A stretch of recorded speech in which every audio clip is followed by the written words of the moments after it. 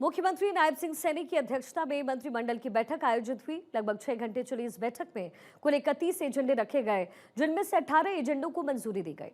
बैठक में हरियाणा स्वास्थ्य विभाग फार्मासिस्ट ग्रुप सी सेवा नियम 1998 में संशोधन को मंजूरी मिली। इसका उद्देश्य पूरे राज्य में कर्मचारियों की कमी को दूर करना और स्वास्थ्य सेवा वितरण में सुधार करना है। मुख्यमंत्री नायब सिंह सैनी ने बताया, वर्ष 2021 में फार्मासिस्ट के पद का नाम बदलकर फार्मेसी अधिकारी किए जाने के बाद न्यूनतम योग्यता को बढ़ाकर फार्मेसी में स्नातक डिग्री यानी बैचलर्स डिग्री कर दिया गया था। साथ ही अस्पताल आधारित फार्मेसी सेवाओं में अनिवार्य 6 महीने के प्रशिक्षण की शर्त भी जोड़ दी गई थी। हालांकि इन कड़े मानदंडों के कारण पात्र उम्मीदवारों की संख्या सीमित हो गई, जिससे सरकारी अस्पतालों और औषधालयों में पद खाली रहने लगे। इस समस्या को दूर करने के लिए कैबिनेट ने सेवा नियमों से अनिवार्य 6 महीने के प्रशिक्षण की शर्त को हटाने की मंजूरी दे दी है। उम्मीद है कि इस कदम से पात्र उम्मीदवारों का दायरा काफी बढ़ जाएगा और भर्ती प्रक्रिया में तेजी आएगी।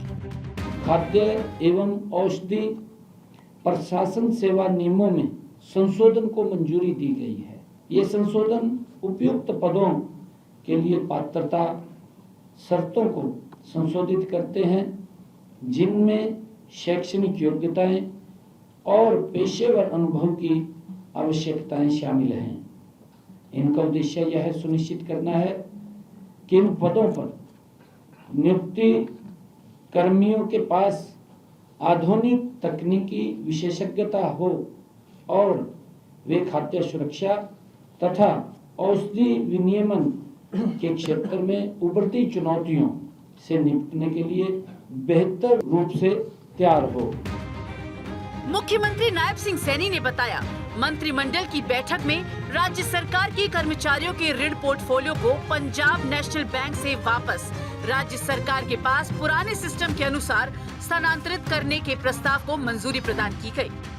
जो हमारे हरियाणा सरकार के कर्मचारी को दिए जाने वाले अग्रिम ऋण की व्यवस्था को और सरल एवं पारदर्शी बनाने का निर्णय लिया है। 2016 से लागू व्यवस्था के तहत ये ऋण पंजाब नेशनल बैंक के माध्यम से दिए जा रहे थे, जिसे अब पुनः राज्य सरकार के पुराने सिस्टम में लाया जाएगा। मुख्यमंत्री ने बताया, अब मंत्रिमंडल ने कर्मचारियों को नए ऋण वितरण के लिए पुराने सिस्टम को 2 चरणों में पुनः लागू करने को मंजूरी दे दी है।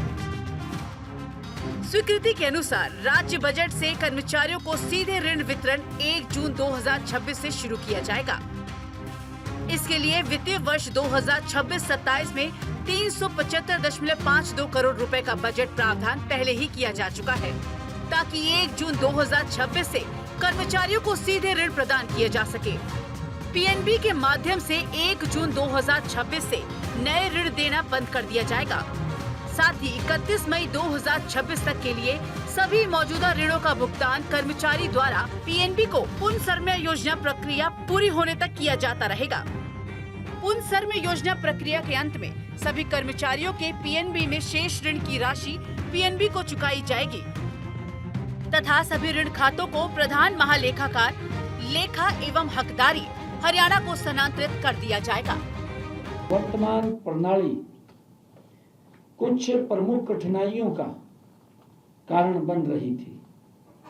राज्य सरकार कर्मचारियों को सीधे ऋण देना शुरू करेगी। वर्ष 2026-27 के लिए 375.52 करोड़ रुपए का बजट का प्रावधान किया जा चुका है। मुख्यमंत्री ने कहा, मिडिल ईस्ट में चल रहे युद्ध के कारण पूरे विश्व में एलपीजी गैस की समस्या आ रही है। इस समस्या से पूरी दुनिया प्रभावित हो रही है। इसीलिए सरकार ने ये निर्णय लिया है कि एलपीजी के स्थान पर पीएनजी के कनेक्शन उपयोग में लाए जाएं। वर्तमान में राज्य में 5 लाख पीएनजी कनेक्शन धारक है, लेकिन 2 लाख के करीब उपभोक्ता इसका उपयोग नहीं कर रहे। मुख्यमंत्री ने कहा कि विपक्ष कोरोना काल में भी दुष्प्रचार करता रहा। विश्व स्तर पर आई समस्या से निजात पाने के लिए सहयोग की भावना से कार्य करना चाहिए और ज्यादा से ज्यादा लोगों को पीएनजी से जोड़ने के लिए प्रेरित करना चाहिए। मुख्यमंत्री ने कहा, राज्य में गैस की कालाबाजारी रोकने के लिए सख्त कार्रवाई की जा रही है। इसके अलावा सोलर चूल्हा, इलेक्ट्रिक प्लेट और चूल्हा आदि को वैकल्पिक उपयोग के तौर पर इस्तेमाल करना चाहिए। उन्होंने कहा कि 10 कंपनियों द्वारा पीएनजी सप्लाई दी जा रही है। चंडीगढ़ से डॉक्टर थानेश्वर शर्मा की रिपोर्ट।